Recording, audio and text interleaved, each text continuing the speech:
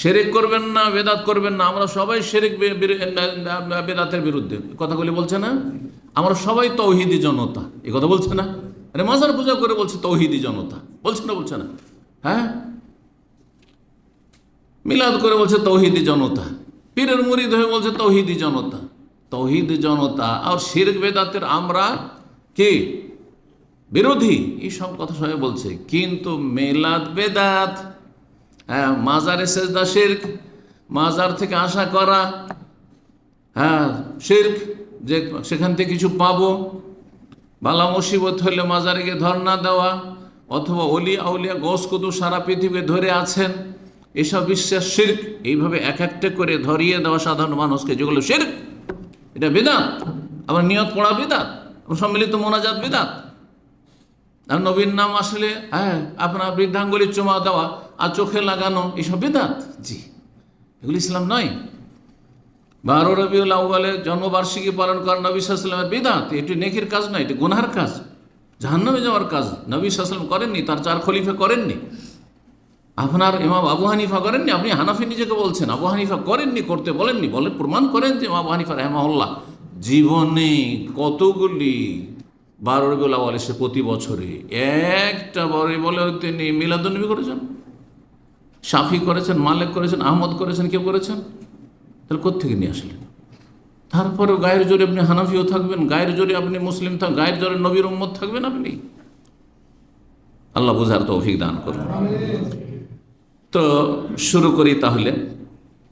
1 নম্বর ঈমান ভঙ্গকারী বিষয়, ইসলাম ভঙ্গকারী বিষয়, তৌহিদ নষ্টকারী বিষয় হচ্ছে আল্লাহর সাথে শরীক স্থাপন করা। সেটা আল্লাহর জাতে হোক, যে আল্লাহ একের জায়গায় 2 3, আল্লাহ 2, আল্লাহ 3, এসব বিশ্বাসেরও লোক আছে পৃথিবীতে। অগ্নিপূজার তো আগুনের পূজা করে, একটা পূজা হইল, এটা হচ্ছে একটা শিরক।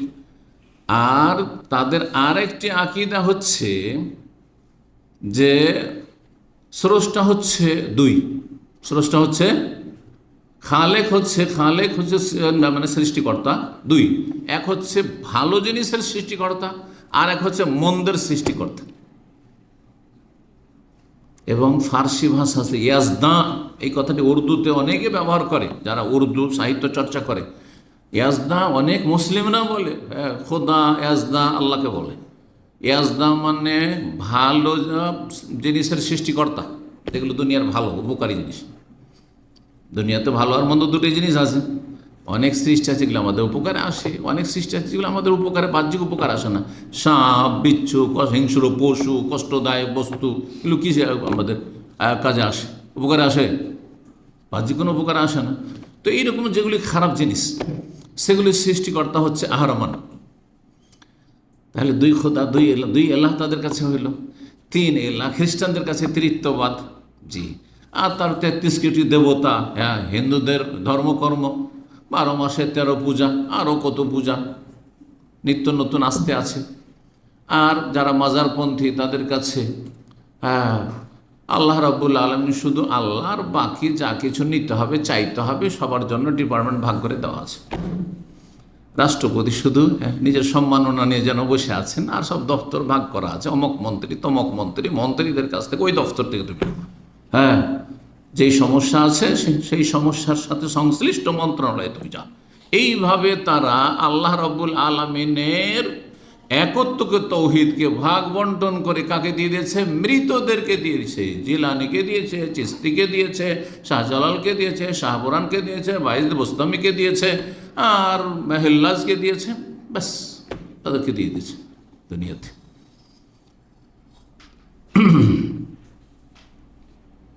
শিরক আল্লাহর সত্তায় হোক, জাতে হোক, আল্লাহর গুণাবলিতে হোক। আল্লাহর গুণাবলির একটি হচ্ছে ইলমুল গায়ব, অদৃশ্য সম্পর্কে জ্ঞানী হওয়া। অদৃশ্য, সমস্ত অদৃশ্য, যা দেখা যায় না। আমাদের জন্য অদৃশ্য কিছু আছে, কিছু দৃশ্য। আপনাদেরকে আমি দেখতে পাচ্ছি, আমাকে আপনারা দেখতে পাচ্ছেন, তাই না? দৃশ্য। আর অনেক কিছু আছে, ভাইরাস আছে, দেখতে পাচ্ছেন? আচ্ছা, রবকে দেখতে পাচ্ছেন? হ্যাঁ, কবরের জীবনকে দেখতে পাচ্ছেন? মনকের নাকির আসলে সব দেখতে পাচ্ছেন? জি, সাহাবীরা দেখতে পেতেন যে নবী সাল্লাল্লাহু আলাইহি ওয়াসাল্লামের কাছে জিবরাইল আসছেন, ওহী এলো, দেখতে পেতেন না? মানুষের রূপ না ধরলে দেখতে পেতেন না। এখানে মালায়েকা ফেরেশতা আছে, দেখতে পাচ্ছেন? এটা অদৃশ্য জগৎ। তাহলে জিন আছে, দেখতে পাচ্ছেন? তাহলে অদৃশ্য এগুলো। তো যেই ব্যক্তি বলবে যে আল্লাহ ছাড়া কেউ আলেমুল গায়ব আছে, সেই ব্যক্তি আল্লাহর সিফাতে গুণে শরীক করলো না? করলো না? আল্লাহ সর্বশক্তিমান, আল্লাহ সমস্ত কিছুর উপর ক্ষমতাবান, মুখতারে কুল যেটাকে বলা হচ্ছে উর্দু ভাষায়। বেরেলবিদের ভাষায় রাসূলুল্লাহ সাল্লাল্লাহু আলাইহি ওয়াসাল্লাম মুখতারে কুল, সমস্ত কিছুর তিনি মালিক। নাউযুবিল্লাহ। নবী সাল্লাল্লাহু আলাইহি ওয়াসাল্লাম আলেমুল গায়ব, নবী সাল্লাল্লাহু আলাইহি ওয়াসাল্লাম হাজির নাজির। তাহলে কিসে তারা শিরিক করলো? এই আকীদার মাধ্যমে আল্লাহর গুণে কি করলো? আল্লাহর সিফাতে, সিফাত মানে গুণ, আল্লাহর গুণে শিরক করলো। ইলমুল গায়বে আল্লাহর সাথে শরিক করলো। আল্লাহ রব্বুল আলামিন সত্তার দিক থেকে তিনি সমস্ত সৃষ্টির ঊর্ধ্বে, কিন্তু তার জ্ঞানের দিক থেকে, ক্ষমতার দিক থেকে, পরিবেষ্টনের দিক থেকে, আরও বহু দিক হতে পারে, সেগুলির দিক থেকে আল্লাহ রবের সব জায়গায় হাজির। আল্লাহর ইলম সব জায়গায় হাজির, সব জায়গার খবর রাখছেন, সব জায়গায় তার ক্ষমতা চলছে, সব কিছুর উপর তার ক্ষমতা চলছে, সব কিছু আল্লাহ পরিবেষ্টন করে আছেন, ঘিরে আছেন। আল্লাহর ক্ষমতার বাইরে কোনো শক্তি যেতে পারে না, না পারে? তো এদিক থেকে আল্লাহ হাজির। তো নবীকে যদি হাজির বলেন, নাজির মানে দ্রষ্টা বা সির, আল্লাহ সব কিছু দেখেন। কেউ যদি বলেন নবী হাজির নাজির, মানে নবী সব কিছু দেখছেন, নবী সব কিছু, তার কবর থেকে পৃথিবীর সব কিছু নবী সাল্লাল্লাহু আলাইহি ওয়াসাল্লাম দেখছেন। উম্মতের লোকেরা কে কি আমল করছে, কে নামাজে গেল, কে গেল না, কে এখানে আছে, কে কোথায় আছে, সব দেখছেন। এগুলি আকীদা, এক শ্রেণীর কথিত মুসলিমদের আকীদা, যাদের নামের কথা একটু বললাম। জি, আর এদের সংখ্যা যেমন তেমন না, ভারত বাংলাদেশে যথেষ্ট সংখ্যা তাদের রয়েছে। বড় একটি দল তারা, কোরআন সুন্নাহ অনুসারীদের চাইতে তাদের দল অনেক বেশি ভারী। চিন্তা করুন তাহলে। তাহলে আল্লাহর গুণে শরীক স্থাপন করলো, এতে কি হয়ে যায়? ঈমান ভঙ্গ হয়ে যায়, ইসলাম ভঙ্গ হয়ে যায়, তাওহীদ নষ্ট হয়ে যায়।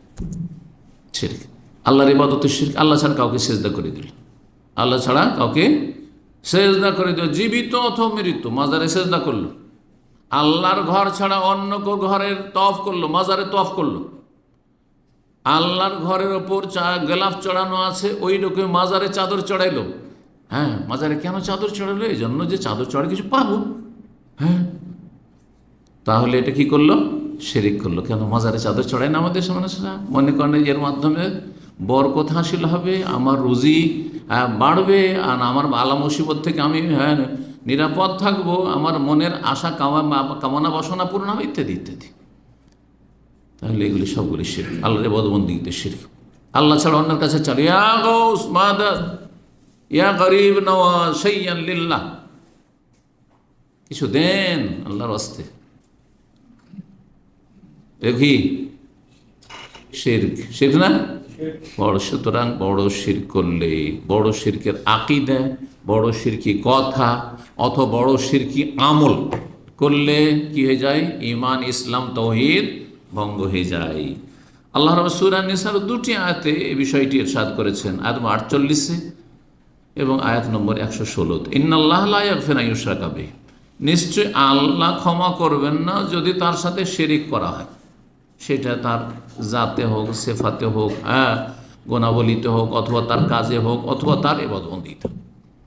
ওয়া ইয়াগফিরু মা দুনা যালিকা, শিরকের নিম্নের যে গুনাহগুলি রয়েছে, অপরাধ রয়েছে, সেগুলি আল্লাহ ক্ষমা করবেন লিমান ইয়াশা, যাকে চাইবেন। আপনি ভাবিয়েন না যে আমি চুরি করবো আল্লাহ মাফ করে দেবেন, আমি বেঈমানি করবো, টাকা পয়সা নেব, উধাও হয়ে যাবে, আল্লাহ মাফ করে দেবেন, আপনি সুদ খাবেন, আল্লাহ মাফ করে দেবেন, ইত্যাদি। না না, লিমান ইয়াশা, যাকে আল্লাহ চাইবেন।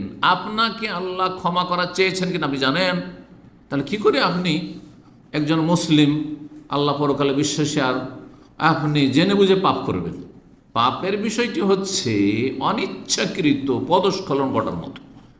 রাস্তায় চলতে চলতে আছাড় খেয়ে পড়ে। কোনো দুনিয়ার আধা পাগলও ইচ্ছা করে আছাড় খেয়ে পড়ে না, হোঁচট খেলে আছাড় খায়, ইচ্ছা করে কেউ পড়ে। ঠিক ওই রকম ইচ্ছা করে একজন মুসলিম গুনাহ করবে না, এই কথা আমি কিন্তু বারবার বলতে থাকি যাতে করে সহজে মানুষ বুঝে আসে, জেনে শুনে অহরহ গুনাহ করছেন আপনি, আল্লাহ গফুর। না রে ভাই, এটা নয়। হোঁচট খেয়ে পড়ে গেলেন, আপনি পাপ থেকে বাঁচার চেষ্টা করছিলেন, কিন্তু শয়তান কীভাবে বিভ্রান্ত করলেন, আপনি গোমরাহ হয়ে গেলেন। সাথে সাথে ফিরে আসেন। যেমন আছাড় খেয়ে পড়লে সাথে সাথে, আরে কেউ দেখে না নেয়, তাড়াতাড়ি করে উঠ উঠ দাঁড়া। যদি শরীরে শক্তি থাকে 1 সেকেন্ড বিলম্ব করবেন না, যখন আছাড়টা খেলাম তো পড়েই থাকি একটু, না কখনো পড়ে থাকবেন না।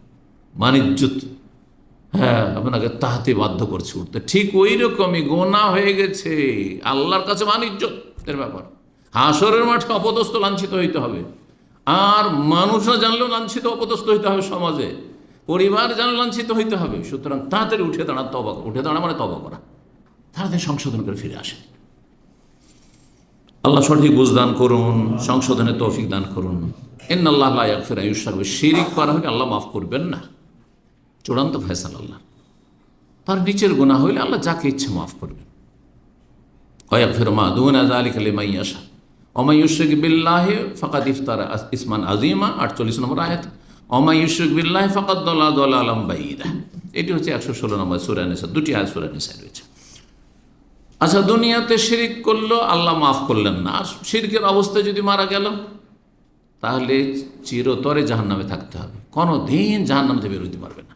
বড় শিরককারী যে ঈমান ভঙ্গ করে দিল, যতই নামাজ রোজা হজ যাকাত নেক আমল যতই থাক না কেন, পাহাড়ের সমান নেকি থাক না কেন, কোনো নেকি কাজে আসবে না, কারণ এই নেকি নেকি না, এগুলি ধূলিকণার মতো উড়িয়ে দেওয়া হবে, এগুলি হাসর মাঠে মরিচিকা হয়ে যাবে। মরিচিকা যেমন পানি নয়, ঠিক তেমনি এই নেকি নেকি নয়। ইন্নাহু মান ইউশরিক বিল্লাহ, সূরা মায়েদা আল্লাহ বলছেন, শুনে রাখো, যারা আল্লাহর সাথে শিরক করে, ফাকাদ হারামাল্লাহু আলাইহি জান্নাহ, আল্লাহ তার জন্য জান্নাত হারাম করেছে, হারাম, নিষিদ্ধ।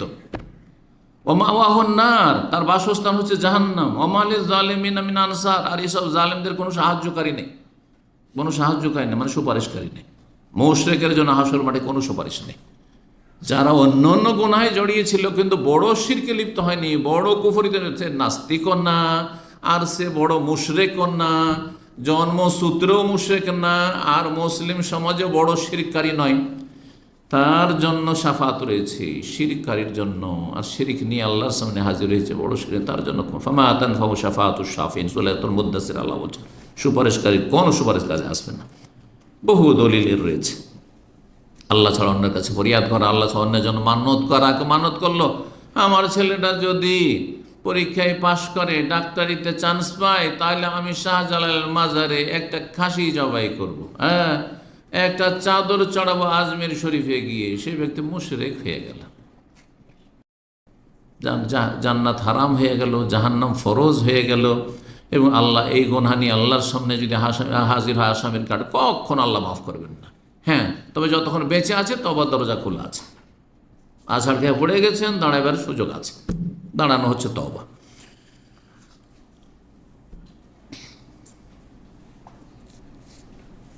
দুই নম্বর ঈমান ইসলাম ভঙ্গকারী বিষয় হচ্ছে, কোনো ব্যক্তি যদি আল্লাহর মাঝে এবং তার মাঝে মাধ্যম সাব্যস্ত করে, মাধ্যম সাব্যস্ত করল, কীরকম মাধ্যম সাব্যস্ত করলো? যেমন মুসলিম সমাজে যারা শিরকারী, তারা আল্লাহকে কিন্তু হ্যাঁ বড় মালিক ঠিকই মানে, হ্যাঁ আল্লাহ রব্বুল আলামিন, আল্লাহ সৃষ্টিকর্তা, ঠিক না, কিন্তু আল্লাহর কাছে আমরা সাধারণ মানুষ পাপী তাপী সরাসরি পৌঁছিতে পারবো না, সরাসরি পৌঁছিতে পারবো না। আর আল্লাহর দরবারে আমাদের দোয়া কবুলও হবে না। সুতরাং কি করতে হবে? আমরা বাবাকে ডাকবো, বাবা আল্লাহ প্রদত্ত ক্ষমতা রাখেন। হ্যাঁ, বেরেরবিরা ভাগ করেছে, বলছে একটা হচ্ছে ক্ষমতা হচ্ছে জাতি ক্ষমতা, একটা আতাই ক্ষমতা। এগুলো তাদের মানে মন গড়া ভাগ।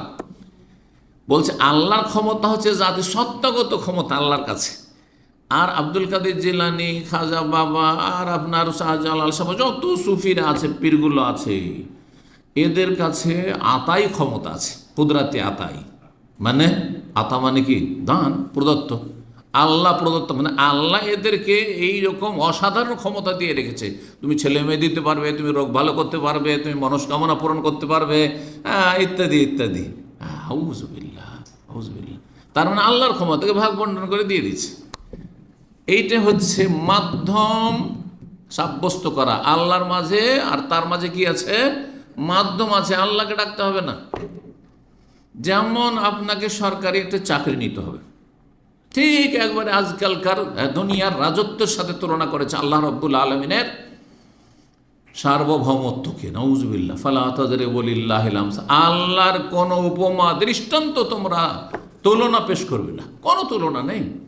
লাইসা কামিসলিহি শাই, তার মতো কোনো কিছু নেই। শুধু দুনিয়ার শাসকের সাথে, রাষ্ট্রপতি আর প্রধানমন্ত্রীর সাথে আর রাজার সাথে তুলনা, যে আমার একটা চাকরি লাগবে। হ্যাঁ, কিসের চাকরি? হাসপাতালে চাকরি লাগবে। তাহলে আমি কি রাষ্ট্রপতির কাছে যাব না প্রধানমন্ত্রীর কাছে যাব? কারোর কাছে যাব না। কার কাছে যাব? হ্যাঁ, স্বাস্থ্য মন্ত্রণালয়ে আমি যাব, তাই না? আমি অ্যাপ্লিকেশন করব কোথায়? মিনিস্ট্রি অফ হেলথে করব। আমি চাকরি নেব ডিফেন্সে, ধরেন আমি সেনাবাহিনীতে চাকরি, তাহলে ডিফেন্স মিনিস্ট্রিতে যাব, আমি প্রতিরক্ষা মন্ত্রণালয়ে যাব। তো এই রকমই তারা বলছে যে না না না, মাধ্যম আছে, মাধ্যমে যেতে হবে, যান ওখানে যান। নাউযুবিল্লাহ। তো যদি কেউ তার মাঝে, মানে বান্দা নিজের মাঝে আর আল্লাহর মাঝে ওয়াসায়েত, ও মাধ্যম, ওসিলা, এগুলোকে বলা হচ্ছে। তাদের ভাষায় কি বলা হচ্ছে? এরা হচ্ছে ওসিলা, আল্লাহ পর্যন্ত পৌঁছার মাধ্যম। তাদেরকে ডাকে, ইয়া গৌস মাদাদ, ইয়া জিলানি মাদাদ, ইয়া ফলা মাদাদ, ইয়া সৈয়দা জৈনব। মিশরে মহিলা পীরের পীরনির কবর আছে। হ্যাঁ, সৈয়দ বদুই আছে কবর। ইয়া রেফাই মাদাদ। নাউযুবিল্লাহ। তাদের কাছে তলব করে যে আল্লাহর কাছে একটু সুপারিশ করে দেন। আচ্ছা, কেউ যদি মদিনা যায়, যাওয়ার পর ইয়া রাসূলুল্লাহ, আল্লাহকে বলে আল্লাহ তুমি নবীর সুপারিশ দাও, এটা হচ্ছে ইসলাম। কার কাছে চাইবেন? আল্লাহর কাছে চাইবেন যে নবীর সুপারিশ নসিব করো, এটা হচ্ছে ইসলামের শিক্ষা। আর যদি নবীকে গিয়ে বলেন যে ইয়া রাসূলুল্লাহ, আমার জন্য আল্লাহর কাছে আপনি সুপারিশ করেন, আপনার কাছে এসছি, সালাম পাঠ করলাম, দরুদ পাঠ করলাম, আপনার কাছে দরখাস্ত করছি, তো এটা শিরক। বুঝতে পারলেন? জি। তাহলে কোনটা ইসলাম আর কোনটা শিরক, কোনটা ইসলাম নষ্ট করে, ভঙ্গ করে? আপনাকে জ্ঞান অর্জন করা ফরজ। জি। আপনি যখন আল্লাহর কাছে চাইলেন, আল্লাহ হচ্ছে শাফাআতের মালিক। কুল্লিল্লাহি শাফাআতু জামিয়ান, সুপারিশ সমস্ত কার কাছে? লিল্লাহ। শাফাআতের মালিক আল্লাহ, কোরআন আল্লাহ স্পষ্ট করছে। তাহলে যিনি মালিক তাকে বলবো যে আল্লাহ তুমি নবীর সুপারিশ আমার জন্য অবধারিত করো, আমার জন্য ফরজ করো, আমার জন্য ব্যবস্থা করো, আমার জন্য তুমি অবধারিত করো, ইত্যাদি। তো এইরকমই তাদের উপর ভরসা রাখে, যেসবকে মাধ্যম মনে করে তাদের ভরসা যে উনি ঠিক থাকলেই হলো, খাজা বাবা ঠিক থাকলেই হলো, হ্যাঁ, বড় পীর হ্যাঁ ঠিক থাকলেই হলো, শাহজালাল ঠিক থাকলেই হলো। আমাদের বাংলাদেশে কোনো দুর্ঘটনা হতে দেবে না। হ্যাঁ, ভাগ্য ভালো যে শাহজালাল মাজার ছিল, না হইলে যে বিমান দুর্ঘটনা হয়েছিল আজকে থেকে 20-25 বছর আগে সিলেটের বিমানবন্দরে। একটা পত্রিকা ছেপেছে, আমি নিজে এসে পত্রিকা দিয়েছি, বাংলাদেশে এক পত্রিকা, তাতে ছেপেছে যে ভাগ্য ভালো, হ্যাঁ, সিলেটবাসীর বা এইসব যাত্রীদের যে হ্যাঁ আল্লাহর ওলি শাহজালাল বাবা শুয়ে আছেন সিলেটে, না হইলে বিমান বিধ্বস্ত হয়ে একবারে সব শেষ হয়ে যেত, কিছুই থাকতো না। হ্যাঁ, তো বিমানের একটা ডানা ভেঙেছে, কিন্তু বিমানের কিছু হয়নি, আর বিমানের যাত্রীদের কিছু হয়নি। এটা কার?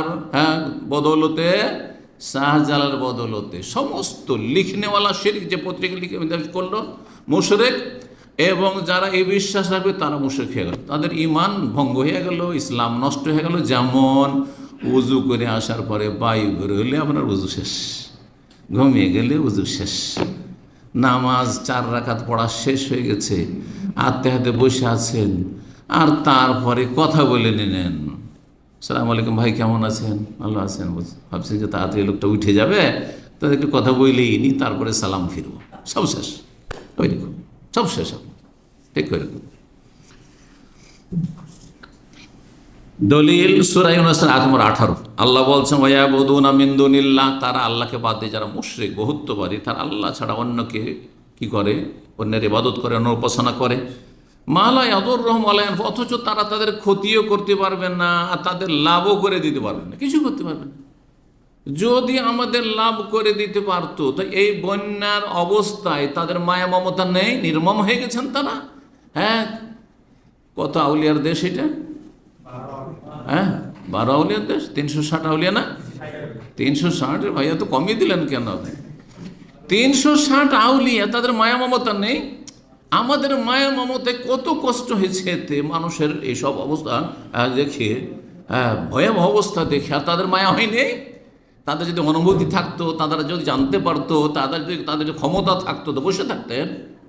হ্যাঁ, তাহলে পানিকে বলতেন কোন ফায়া কোন, বঙ্গোপসাগরে নেমে যেত, সব শেষ হয়ে যেত, কোনো বালা মুসিবত থাকতো না, কোনো বালা মুসিবত থাকতো না, জালেমের জুলুম থাকতো না। আল্লাহ বলছে মা লা ইয়াদুররুহুম ওয়া লা ইয়ানফাহুম, লাভও করে দিতে পারে না, লসও করে দিতে পারে না, লাভ লস কিছুরই মালিক না তারা। ওয়া ইয়াকুলুনা, তারপরে এই নির্বোধ মূর্খরা বলছে হাউলাই শুফাউনা ইনদাল্লাহ, এরা আল্লাহর কাছে আমাদের জন্য সুপারিশ করবে।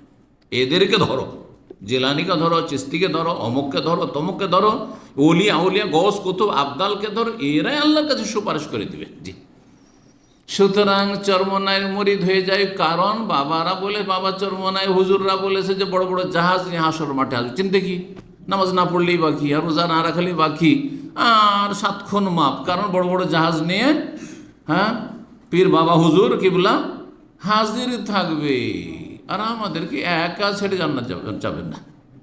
অনেক মুরিদরা, অনেক পীরেরা, এক পীরের একবার একটা ক্লিপে অনেক দিন আগে, যদি এগুলো শোনার সময় হয় না, বলছে বাবা গো, না এটা হচ্ছে লন্ডনে গিয়েছে, সিলেটি পীর, কারণ সিলেটিদের সংখ্যা বেশি আপনার ইংল্যান্ডে, তো গিয়েছে ওখানে। আর যাওয়ার পরে সেই পীর, সেই সিলেটি পীর কিন্তু এই বিগত কিছুদিন আগে হালাক হয়েছে।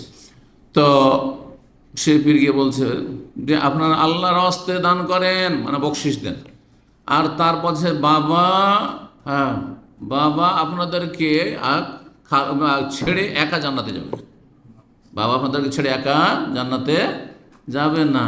এই ধৃষ্টতা, এখানে নবী করিম সাল্লাল্লাহু আলাইহি ওয়াসাল্লাম বলে যে আমি তোমাদেরকে ছেড়ে জান্নাতে যাব না। নবী সাল্লাল্লাহু আলাইহি ওয়াসাল্লাম জান্নাতে চলে যাবেন, যারা জান্নাতে প্রথমখানে যাদের জন্য জান্নাত ফরজ হবে তার জান্নাত চলে যাবেন, তারপর নবী সাল্লাল্লাহু আলাইহি ওয়াসাল্লাম সুপারিশ করতে থাকবেন, সুপারিশ করবেন, ঠিক না?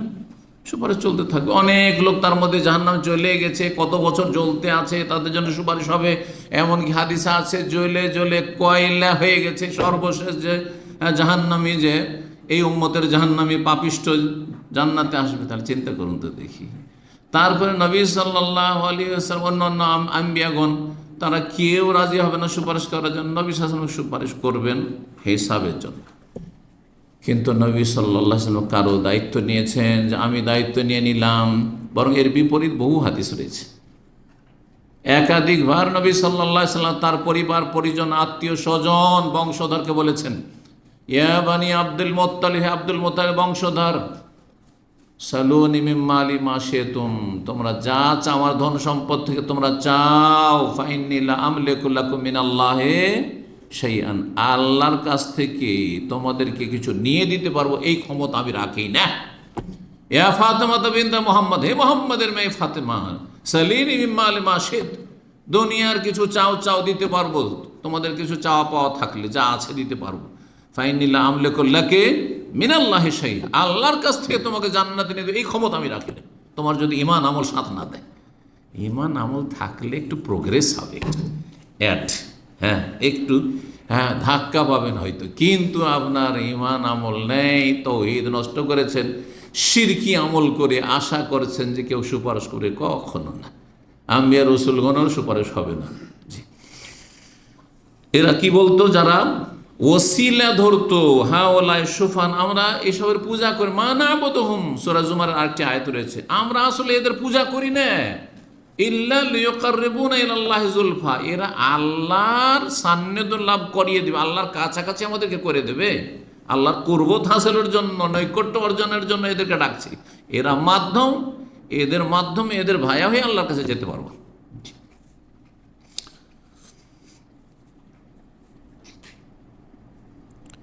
ইমাম ইবনে তাইমিয়া রাহিমাহুল্লাহ সম্পর্কে বলছেন, শেখুল ইসলাম, ফামান জালাল মালাইকাতুল আম্বিয়া ওয়াসাইদ, কোন ব্যক্তি যদি ফেরেশতাদেরকে আল্লাহ পর্যন্ত পৌঁছার জন্য মাধ্যম মনে করে, নবীদের কলাম্বিয়া, নবীদেরকে মানে নবীদের মাধ্যমে ভায়া হয়ে আল্লাহর কাছে পৌঁছিব, তাহলে নবী আর ফেরেশতার ক্ষেত্রে যদি অচল হয়, তাহলে কোথায় অন্যরা যারা নবী নয় আর ফেরেশতাও নয়?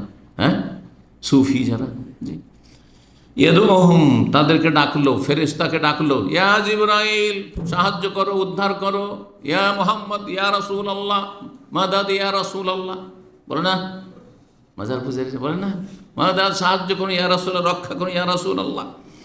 যদি পরে বলছেন তিনি তাদের উপরে যদি আস্থা ভরসা রাখে, ওয়াস আলহম জালবাল মানাফে, তাদের কাছে যদি কামনা করে যে আমাকে কিছু লাভ করিয়ে দেন, ও দাফাল মোদার, আমাকে অনিষ্ট থেকে রক্ষা করে, ভালো মুসিবত রক্ষা করেন।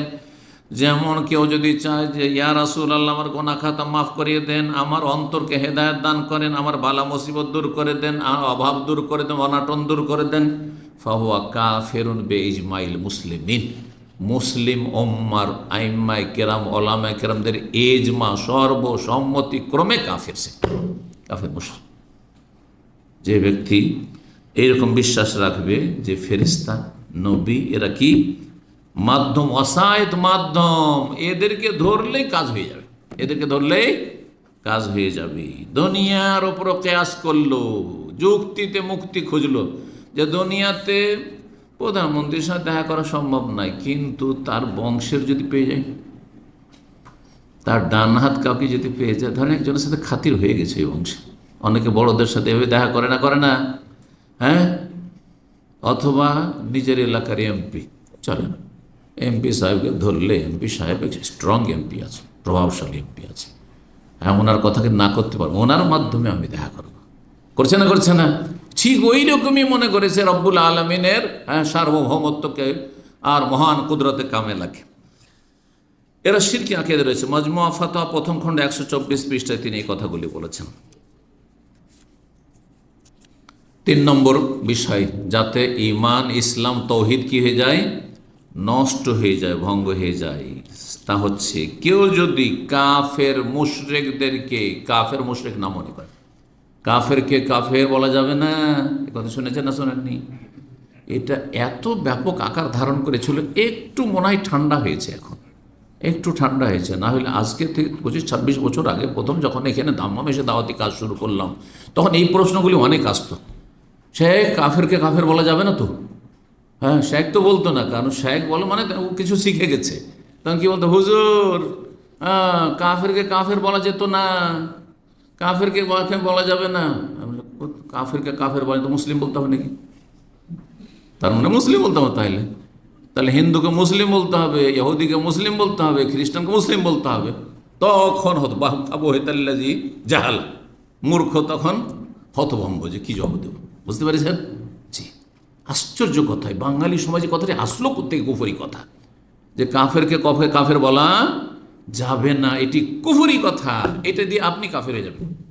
ওয়াইন সাল্লাহ, ওসামা, নামাজ, রোজা, হজ, যাকাত, দুনিয়ার সমস্ত আমল যদি থাকে, আর যদি মানে ইহুদিকে কাফের বলা যাবে না, ও কাফের না, খ্রিস্টান কাফের না, বুদ্ধিস্ট কাফের না, শিখ কাফের না, জি, কাফের বলা যাবে না, তাহলে আপনি কাফের, আপনি কাফের, সে তো কাফের আছেই, আর আপনি আল্লাহর বিধানকে আপনি অস্বীকার করলেন, সুতরাং আপনি কাফের। জি, এটি তৃতীয় ঈমান ভঙ্গকারী বিষয়।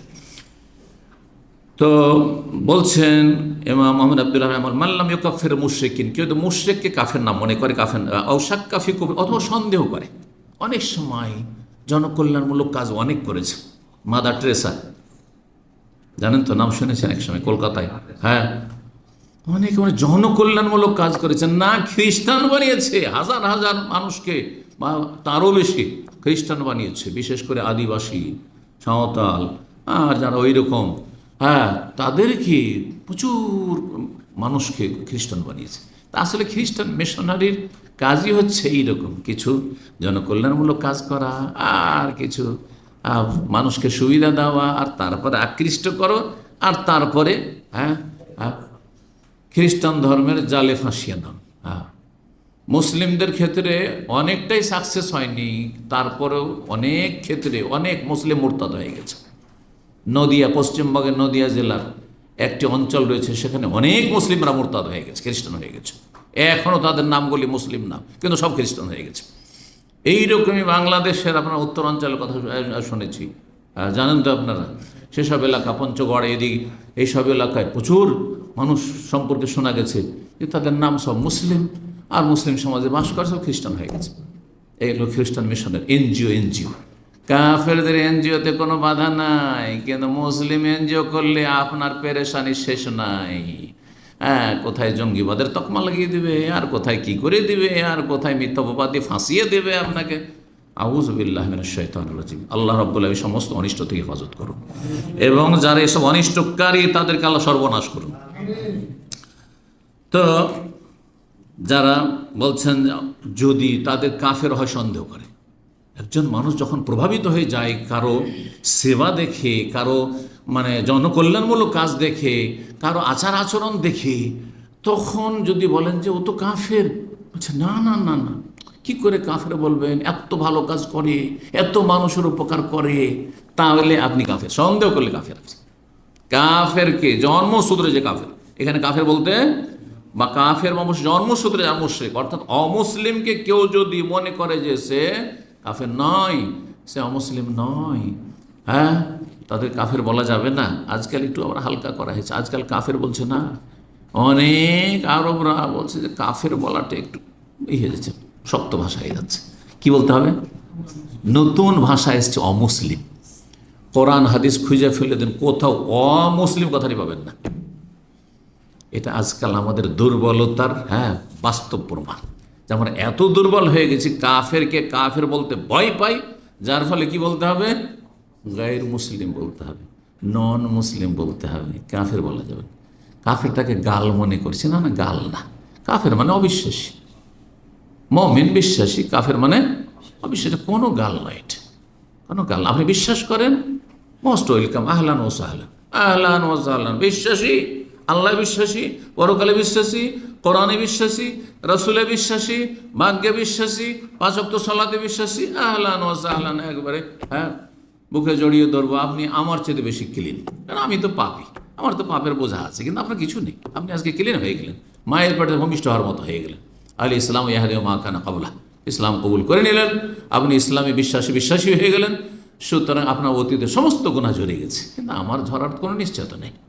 জি, তো বলছিলাম, কেউ যদি সন্দেহ করে যে কাফেরকে কাফের বলবো, এটা কেমন লাগে, অথবা তাদের ধর্মকে ঠিক মনে করলো। অনেক মুসলিম আছে আজকাল, মডার্ন জন্মসূত্রে মুসলিম, দিন ইসলাম সম্পর্কে একবারে জিরো, কথা বোঝা গেছে।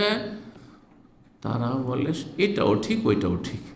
যেমন বেদাতি সমাজের কিছু মানে হালকা বেদাতি হুজুর আছে, তারা কি করে, এইটাও ঠিক, মিলাদ করাও ঠিক, মিলাদুন্নবীও ঠিক, সিরাতুন্নবীও ঠিক, কথা বোঝা গেছে। আর তারপরে আপনার নিয়ত অন্তর করলেও ঠিক, মুখে পড়লেও ঠিক, রফায়দানও ঠিক, রফায়দান না করলেও ঠিক, আমিন জোরেও ঠিক, আসতেও ঠিক, যেখানে হাত বাঁধেন ছেড়ে দিলেও ঠিক, বুকে হাত বাঁধলেও ঠিক, আর নাভের নিচে বাঁধলেও ঠিক। শুনেছেন না এরকম?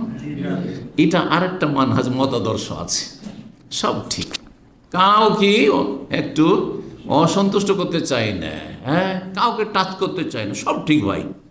তো বিদাতি বক্তাদের একটি লক্ষণ হচ্ছে সব ঠিক, কথা বুঝতে পেরেছেন। আর কিছু ইসলাম সম্পর্কে অজ্ঞ কিছু মডার্ন শিক্ষিত লোক, দুনিয়ার শিক্ষায় শিক্ষিত আছে, যারা বলছে আরে ভাই সবটাই ঠিক, তারাও তো ওপরওয়ালাকে পাওয়ারই চেষ্টা করছে, সুতরাং ঠিক, হিন্দু ধর্ম আপন আপন ধর্ম সবটাই ঠিক, কিন্তু ওটাও ঠিক। আবার বুদ্ধিস্ট আছে, ওটাও ঠিক, খ্রিস্টানদের ওটাও ঠিক, ওরাও ভালো কাজ করছে, ইহুদিদের ওটাও ঠিক। আর তারা কি করছে, একটা উদাহরণ দিচ্ছে। কি উদাহরণ? এর আগেও বলেছি, ঢাকা শহরে আসার জন্য মেলা রাস্তা আছে, আরে কোন একটা রাস্তা দিয়ে আসলেই তো আপনাদের উদ্দেশ্য হচ্ছে কোথায় যাব, গণভবনে যাব। এই যে আন্দোলনের সবাই চারিদিক থেকে যেখান থেকে আসলেন না ঢাকা, উদ্দেশ্য আসল টার্গেট হচ্ছে ঢাকা পৌঁছে গেলেন, বলছে ওই রকমই সমস্ত ধর্ম অবলম্বীর উদ্দেশ্য হচ্ছে ওপরওয়ালা, সুতরাং হিন্দু ধর্ম দিয়েও আসা যায়, খ্রিস্টান ধর্ম দিয়েও আসা যায়, ইহুদি ধর্ম দিয়েও আসা যায়, আর বুদ্ধিজম দিয়েও আসা যায়, আর শিখিজম দিয়েও আসা যায়, আর ইসলাম দিয়েও আসা যায়। এরা মুসলিম নয়, এরা কাফির। এটাই এর ইমান ভঙ্গ হলো। যদি ইমান থেকে থাকে তো ইমান শেষ। এখানে ইমান, ইসলাম শেষ, তার ইমান নষ্ট হয়ে গেল, ইসলাম নষ্ট হয়ে গেল, তৌহিদ নষ্ট হয়ে গেল, ইসলামের কোনো অংশ নেই। বলছেন তারপরে ওয়াহাজান নাখিজ মুজমাউন আলা কুফরে ফাইলিহি, এতে কোনো ইখতিলাফ নেই, যেটা ইখতিলাফি মাসলা, এর ওপর এজমা উম্মতে মুসলিমার আবু হানিফা, শাফি, মালিক, আহমদ, আহলে সুন্নাত ওয়াল জামাত, আহলুল হাদিস, মুহাদ্দিসিন, ফুকাহা, সমস্ত উলামায়ে কেরামদের কি রয়েছে? এজমা, ঐক্যমত রয়েছে।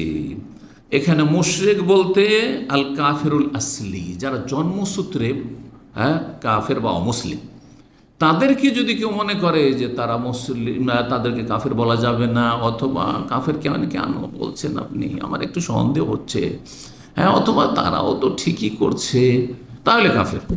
কিন্তু মুসলিম সমাজের যারা বিভিন্ন কুফরি কাজে লিপ্ত আছে, এদের ক্ষেত্রে সতর্ক, সাবধান, ঢালাওভাবে বলা যাবে না। এবং সেই ব্যক্তি মন্তব্য করতে পারবেন না, এখানে যোগ্য বিজ্ঞ উলামায়ে কেরামদের ভূমিকা কাজ করবে। সাধারণ মানুষ আবেগে ফতোয়াবাজি করলে হবে না, আপনার বিরোধী, ও তো নাস্তিক, ও তো বেটা কাফের, ও তো ইসলামের দুশ্মন, এই কথা বলার কোনো চান্স নেই, কোনো সুযোগ নেই। আপনার এই অধিকার নেই, আমার অধিকার নেই, আমার অধিকার নেই। যদি দেখেন যে স্পষ্ট কুফরি কাজে লিপ্ত কেউ, ধরেন একজন জন্মসূত্রে মুসলিম কিন্তু বড় শিরক বা বড় কুফরি দেখছেন, এমন একটা কথা বড় কুফরি, বেশ কিছু এইরকম নেতা মাথা আছেন না মুসলিম সমাজে, কুরবানি করে কি হবে, এত রক্তপাত করে আর এত টাকা লস করে দেশের অর্থনীতি নষ্ট করা হচ্ছে না, কথা বলেছে না বলেনি? কথাটি কুফরি কিনা? বলবো কথা কুফরি, কিন্তু সেই ব্যক্তি কাফের কিনা এর জন্য এত সহজে ফতোয়া দেওয়া যাবে না। কাফের বলে আখ্যায়িত কাজ, এটাকে তাকফির বলা হয়। কাফের বলে, কাফের ট্যাগ লাগাবার জন্য, কাফের বলে আখ্যায়িত করার জন্য কিছু কন্ডিশন, শর্ত রয়েছে, সে শর্তগুলি বিদ্যমান থাকতে হবে। কিছু বাধা রয়েছে, যেই বাধাগুলি দূরীভূত হয়েছে কিনা, যদি বাধা থাকে এখনো, অথবা কোনো শর্তগুলি যদি অসম্পূর্ণ থাকে, তাহলে কাফের বলা যাবে না। হতে পারে সেই ব্যক্তি মূর্খ, আর কোনোদিন কোনো আলেমের কাছ থেকে জানার তার সুযোগ হয়নি বিষয়গুলি, বিষয়টা জানার সুযোগ হয়নি, অথবা সে কোনো জায়গা তাকে বাধ্য করা হয়েছে, নিরুপায় হয়ে বলেছে, ইকরাহ, জবরদস্তি করা হয়েছে। যেমন ধরেন আজকাল সোশ্যাল মিডিয়ায় দেখছেন যে এক শ্রেণীর জালেমরা রাস্তা একজন মুসলিমকে ধরে নিল, আর তারপরে বলছে, এই বল, কি বলছে, জয় শ্রীরাম, জয় কৃষ্ণ। আপনি একজন মুসলিমের মুখে শুনে নিলেন আর বলে দেন যে তুই দেখি জয় শ্রীরাম বললো, ও তো কাফের হয়ে গেছে, বলবেন নাকি? না, ও কাফের নয়, কারণ এই ব্যক্তি নিরুপায় হয়ে বলেছে। কথা বোঝা গেছে? সুতরাং জন্মসূত্রে যারা মুসলিম, তাদেরকে কাফের বলা সাধারণ মানুষের কাজ নয়, আর একজন দুজন আলেমের কাজ না। দেশের বিজ্ঞ আলেমরা তাহলে সেই বিষয়টি যদি তদন্ত করতে হয়, সেই বিষয়ে যদি কোনো একটা ফতোয়া দিতে হয়, তাহলে সবাই বসে আলাপ আলোচনা করবেন সব দিক নিয়ে, আর তারপর হুজ্জত কায়েম করবেন যে আপনি কিন্তু এটা কুফরি কথা বলেছেন, আপনি এতে ফিরে আসছেন কিনা। যদি ফিরে আসে আহলান ও সাহলান, যদি বলে যে না আমি যেটা বলছি সেটাই, যে সব ধর্মই ঠিক, তাহলে তখন বলা যাবে যে কাফের, তখন তুমি কাফের। এই জন্য কোনো মুসলিম ভাইকে আপনি আবেগে কাফের বলে দিলে আপনার কাফের হওয়ার সম্ভাবনা বেশি। এই জন্য আমরা বলি কাজটি কুফরি, কাজটি কুফরি।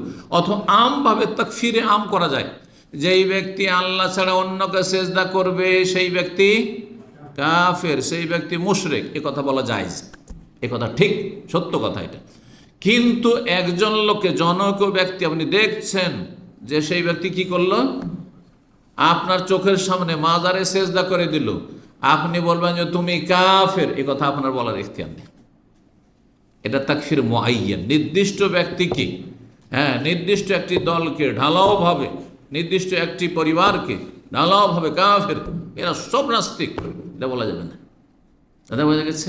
অমুক ব্যক্তি নাস্তিক, এটা আপনার বলার অধিকার নেই। কিন্তু যদি কেউ বলে আল্লাহ নেই, পরকাল নেই, তাহলে বলবো সে নাস্তিক। তা বোঝা গেছে না? জান্নাত নেই, জাহান্নাম নেই, অথবা অলি আউলিয়া দিতে পারে, তখন বলবো যে সে কাফের। কিন্তু ওই ব্যক্তি নির্দিষ্ট করে নাই, যারা এরকম বলবে, যারা এরকম বিশ্বাস রাখবে, যারা এই যে একটা হচ্ছে আমভাবে বলা, আর একটা হচ্ছে খাসভাবে নির্দিষ্ট করে বলার ক্ষেত্রে বেশ কিছু শর্ত রয়েছে আর বেশ কিছু বাধা নিষেধ রয়েছে। কথাগুলি যেন মনে থাকে, আর আমরা আবেগে কখনো কোনো আক্রোশের ভিত্তিতে কারো ওপর আমরা ট্যাগ লাগাবো না। জি,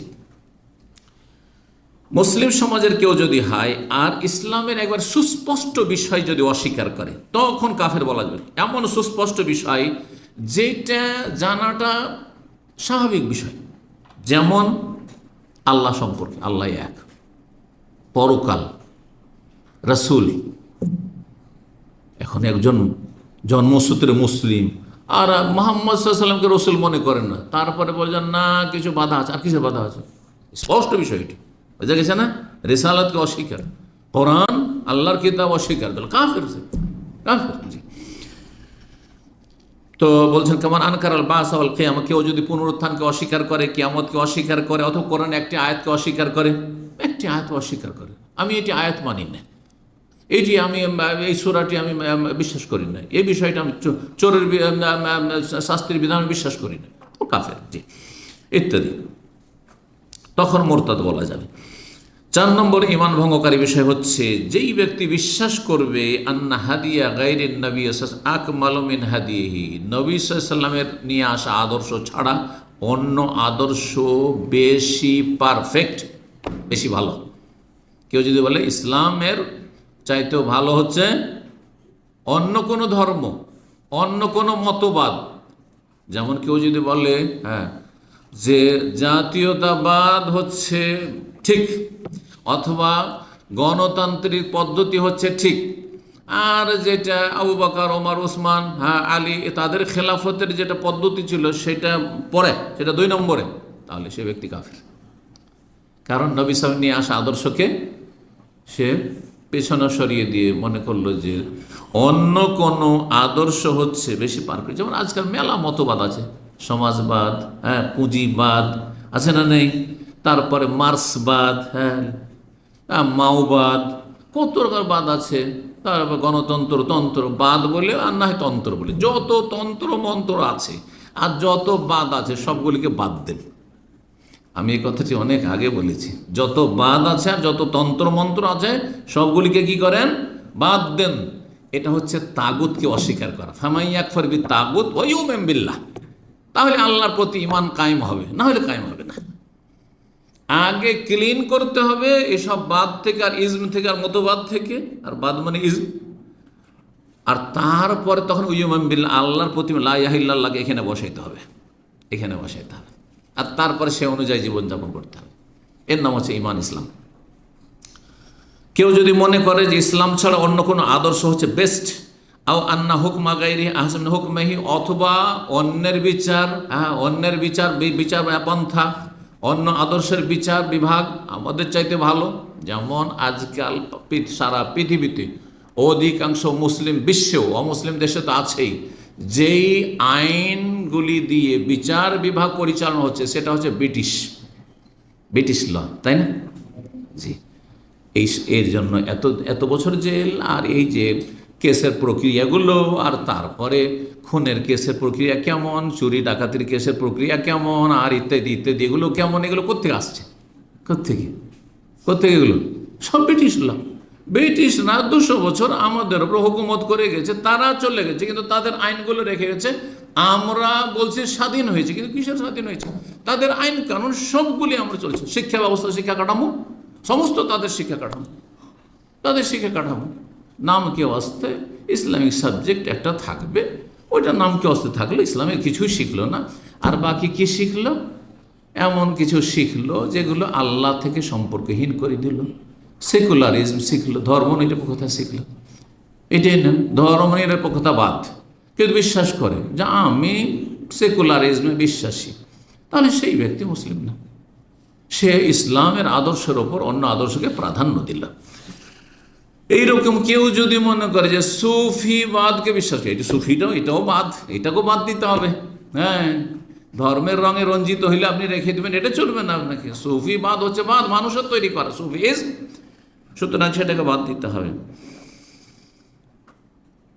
এই মানব রচিত বিধান, এক কথা এর অন্য নাম হচ্ছে মানব রচিত বিধানকে ইসলামের চাইতে শ্রেষ্ঠ মনে করা অথবা সমান মনে করা। আর কয়েকটি আছে, সবগুলি কুফরি হবে, শুধু এক দুটো আছে যেগুলো কুফরি হবে না, ফাসিকি হবে বা জুলম হবে। আচ্ছা, ইসলামিক কাপড় আছে, তাকে ঘৃণা করিয়েন না, কারণ ইসলামের জন্য কাউকে ঘৃণা করিয়েন না। যদি ঘৃণা করেন তাহলে আপনার জন্য মহাবিপদ। আল্লাহর বোঝার তৌফিক দান করুন, সংশোধনের তৌফিক দান করুন, গোনা খাতা মাফ করুন, এবং আল্লাহ রাব্বুল আলামিন এই কথাগুলিকে কবুল করুন এবং আমাদের সকলকে আল্লাহ রাব্বুল হেদায়েতের উপর প্রতিষ্ঠিত রাখুন। সাল্লাল্লাহু আলাইহি ওয়া সাল্লাম আলা আলিহি ওয়া সাহবিহি আজমাইন।